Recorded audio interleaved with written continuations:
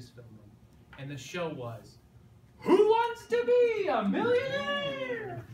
And as 14-year-old William was elated. I love trivia shows. I love Jeopardy. I loved the idea of like, I would get on that show and I could totally win $1 million.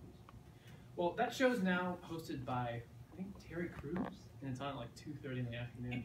Pretty sure on like the CW. So times have changed, but I still want to be a millionaire.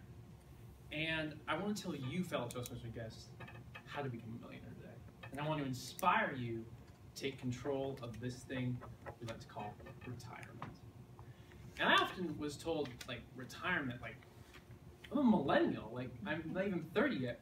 Why would I care about 65-year-old William? What is there to care about? Turns out a lot. My first inclination when someone says, like, you should prepare for retirement is, like, retirement, is that the period where you're already tired and then you end? Like, is that how retirement works? Or is it something where, like, I get to 65 and then my biggest question is, like, am I going to be on the moon in retirement? Like, I always feel like fantasy films where it's like, okay, we're almost to Blade Runner. Like, how much further, like 2055, I got to be retiring on Mars? Like, do I just book my tickets now and, like, call it great? Well, no, because it turns out a lot of people aren't ready for retirement, including myself, including probably most people in this room don't feel like ready to go. Because why would you be at Toastmasters at 7:26 in the morning if you were ready for retirement? You picked that noon Toastmasters club to join. I want to start off with some statistics about retirement, and then I'm going to tell you how to get there, who got there, and why it's important to save for retirement. So the first big part is that 1/3 of Americans, so 1 of every 3 people, have less than $1,000 for retirement savings. 78% of people have less than $10,000 for retirement savings, which, if you're familiar with retirement planning, there's a kind of a statistical, and it's still argued, like 4% rule of withdraw, right? So basically they would take $4,000 a year, which I don't know about you, but $4,000 a year is not a whole lot to live on, especially in Southern California. We're not really known for like our cheapness of anything.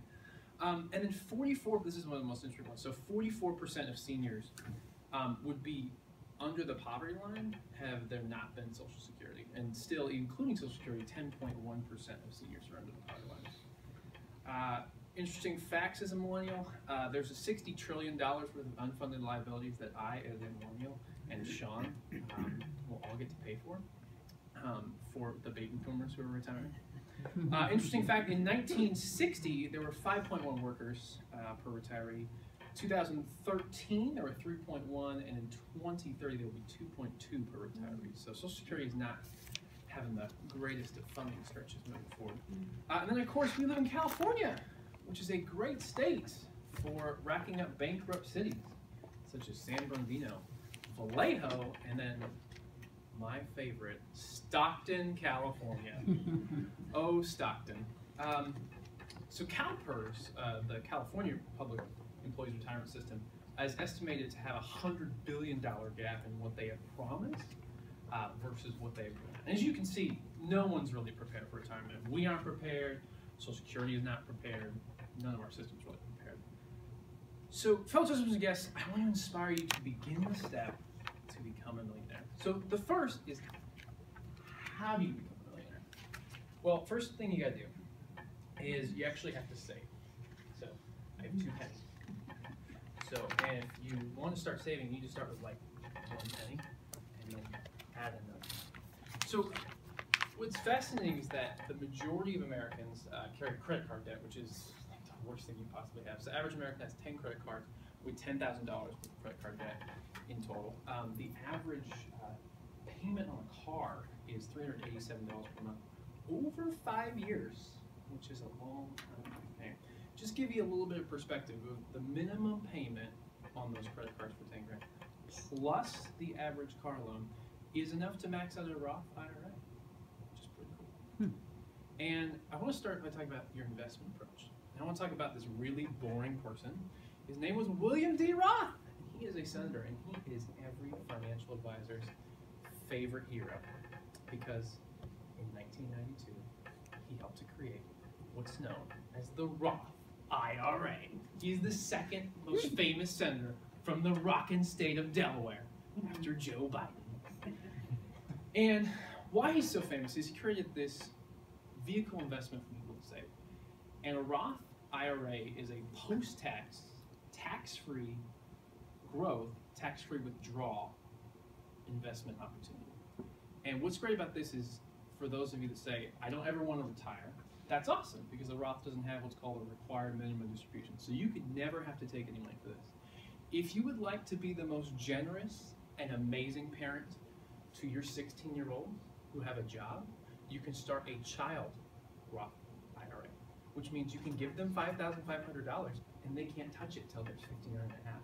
It's like the greatest present gift that you can give them that your teenager will hate you for, but love you when they're 65 and realize you were gone.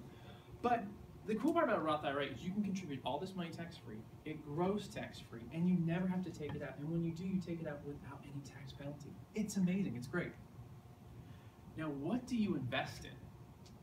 We gotta be boring, ladies and gentlemen. To get to $1 million, you cannot be like I do on fantasy football and just draft and pick whoever you want.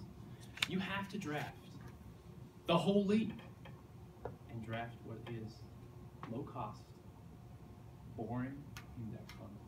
In fact, in my retirement plan, I own over 22,000 different companies through 5 different index funds.